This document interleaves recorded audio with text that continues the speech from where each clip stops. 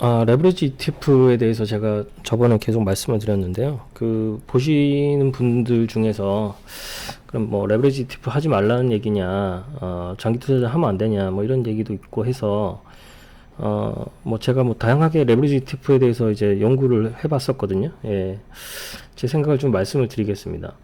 일단 그 뭐 여러 가지 투자자들이 있으실 텐데 뭐 변동성이 좀 있어도 레버리지 ETF 하고 싶다. 장기 투자해서 내가 뭐 나스닥이나 S&P보다 더 많은 수익률을 레버리지를 이용해서 가지고 가고 싶다. 결국 레버리지 ETF를 장기 투자하고 싶어 하시는 분들이 굉장히 또 있으시더라고요. 그래서 그분들한테 좀 도움이 될 만한 내용을 좀 찍어 봐야겠다 싶어서 준비를 했습니다. 그래서 지금 요 내용은 어느 정도 변동성을 제가 감내하겠다. 이런 분들 위주로 한번 봐주셨으면 좋겠습니다. 궁극적으로 이제 레버리지 ETF가 장기 성과에 정말 도움이 되냐, 예, 여기에 대한 내용이고요. 그 전에 제가 말씀드렸던 거는 이제 뭐 변동성 누수 현상, volatility drag, 볼 디케이 뭐 이런 내용이죠. 그래서 그 ETF라는 게 이제 일간 수익의 2배, 3배를 쫓아가기 때문에 장기 수익이 안 좋을 수밖에 없다 이렇게 떨어진다는 이 말씀을 드렸고요. 근데 요거를 이제 수학적으로 풀면 뭐 수학 뭐 별로 안 좋아하실 수도 있겠지만은, 그러니까 한 번 빠지고 한 번 오르고 이런 식으로 이제 1-x 1 플러스 x 하면은 1-x 제곱이 되기 때문에 결국은 이 x 제곱이 항상 양수잖아요. 이 x 제곱만큼 손실이 난다는 거죠. 하지만 현실 세계에서 주식이 항상 마이너스 플러스 이렇게 가지는 않죠.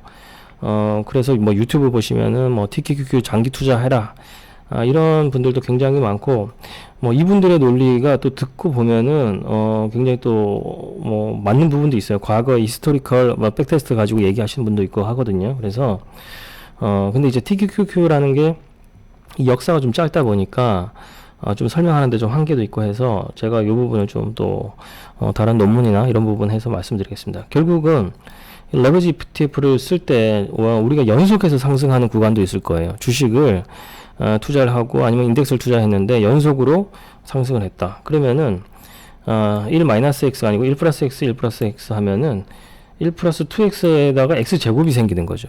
그래서 이건 이제 복리 효과인 거죠. 예, 그래서 연속적으로 상승하는 구간에서는 레버리지 ETF가 더 수익이 날 수 있다. 이게 이제 제가 말씀드리고는 포인트고요. 그래서 어떤 이제 주식이 매일 5% 올랐다 이렇게 가정하겠습니다. 그래서 이틀이 지났어요. 그래서 10,000원짜리를 샀는데 그 다음에 1,500원, 이제 1,500원에서 5만원 5%가 올려서 11,025원이 된 거죠. 근데 2X 같은 경우는 이제 10% 오른 거죠. 그래서 10,000원이 11,000원이 되고 여기서 다시 5% 오르니까 12,100원이 된 거죠.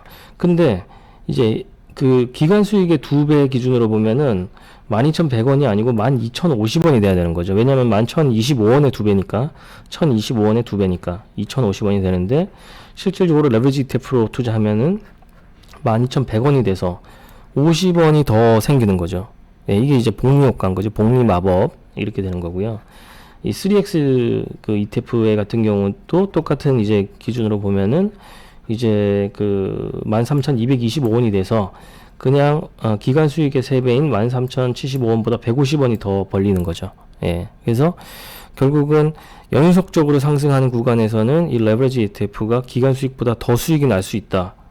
이렇게 말씀드릴 수가 있습니다. 이건 뭐 단순한 산수 수학이니까요. 이렇게 이해를 하시면 될 것 같고, 그래서 이거를 이제 과거치의 굉장히 긴 기간을 과거 시뮬레이션을 하신 분이 있더라고요. 그래서 제가 자료를 좀 갖고 왔는데, 미국의 주식시장에서 1885년에서 2009년 사이에 그러면 몇 배의 레버리지, 몇 배 배수로 했을 때 가장 수익률이 좋냐, 이거를 이제 연구하신 분이 있는데, 요 이제 사이트에 있고요.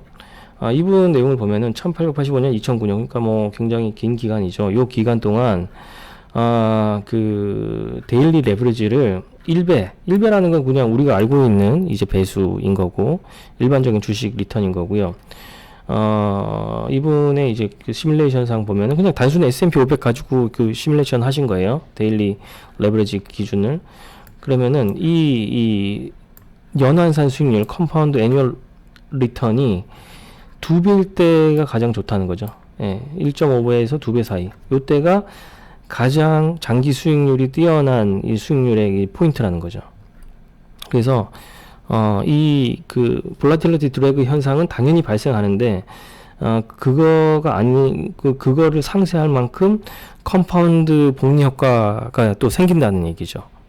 예, 그래서 주식이라는 거는 뭐 그 보통 이제 그 상승장에서 계속 연속해서 상승, 그러니까 꾸준히 상승하면서 변동성이 줄어들고 빠질 때는 급락하는데 이때는 변동성이 굉장히 커지는 거죠. 급등락을 반복하는 거고. 그래서 상승장에서 우리가 생각하는 것보다 굉장히 수익률이 많이 난다. 왜냐하면 이 컴파운드 효과 때문에, 복리 수익 효과 때문에, 아까 설명드린 그 효과 때문에 수익률이 많이 날 수 있다. 그래서 과거 시뮬레이션 상으로는 그냥 내가 가지고 있는 한 배짜리보다는 두 배짜리가 더 가장 옵티멀한 최적의 수익률이 나온다라는 거죠.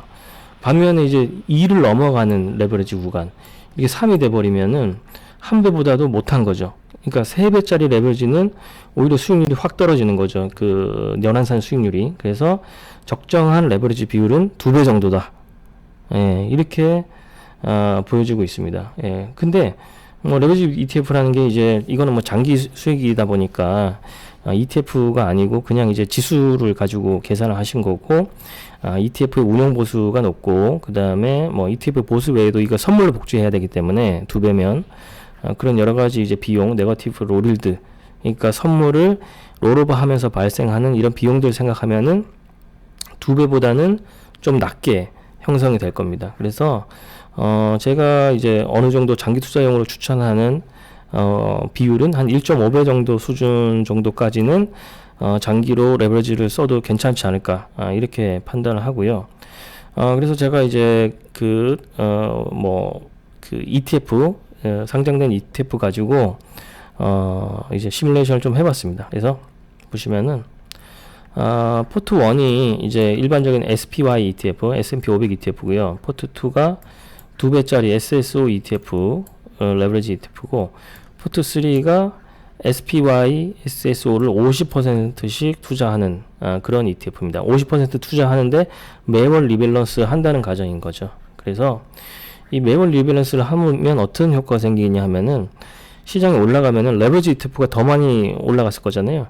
레버리지 ETF의 편입비가 늘어나기 때문에 레버리지 ETF의 편입비를 줄여주는 효과가 있고, 장이 빠지면 레버리지 ETF가 더 많이 빠지기 때문에 매월 리밸런스 할 때 요때 이제 레버리지 ETF의 비중을 더 올리겠죠. 더 사야 되겠죠, 레버리지 ETF를. 그래서 이런 형태로 계속 매월 자산 배분하는 리밸런스 효과가 있다, 이렇게 말씀드릴 수가 있고, 그렇기 때문에 이때 보시면은 포트폴리오 3가 반반 섞었음에도 불구하고 2배 10.95보다 뭐 한 대략 0.6 정도밖에 차이가 안 나고요.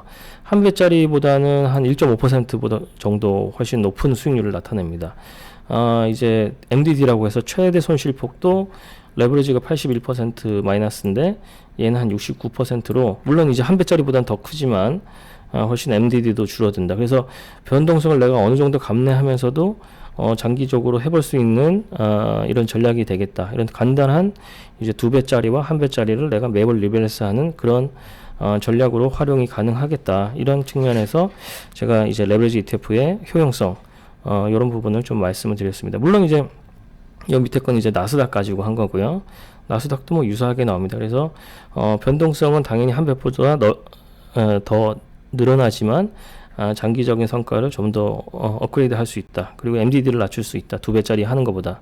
그래서 이런 이제 그 주식의 특성은 올라갈 때 이렇게 안정적으로 이제 그 연속적으로 이제 변동성이 떨어지면서 올라가는 효과가 있기 때문에, 이때 컴파운드 효과하고 빠질 때 변동성이 커지는 이 이제 그 볼라틸리티 드래그 현상이 이게 서로 상쇄가 되면서 어느 정도 유의미한 그 레버리지 비율은 포트폴리오에서 괜찮다, 저는 이렇게 판단을 하고 있습니다.